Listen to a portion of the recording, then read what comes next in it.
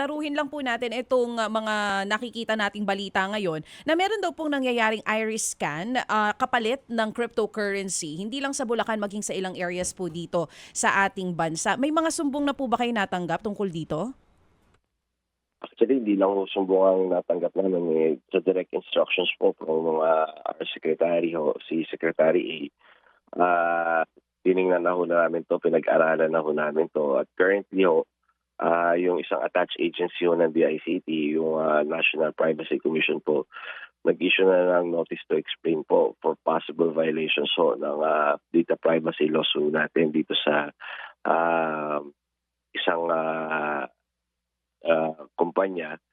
Yun nga ho, nag-process ng mga personal data including yung mga birthday, pangalan, ay yung mga biometrics ho natin kapalit ho yung cryptocurrency po. Kahapon nga daw po nagkaroon kayo ng operasyon. Tama po ba, ASEC, tungkol dito? Nagkaroon ho tayo ng pagpupulong kasama yung iba't ibang ahensya ng gobyerno. Pinapuntahan ho natin. At yun nga ho, nagkaroon ng notice to explain. Nag-issue na ho ng notice to explain ang NPC.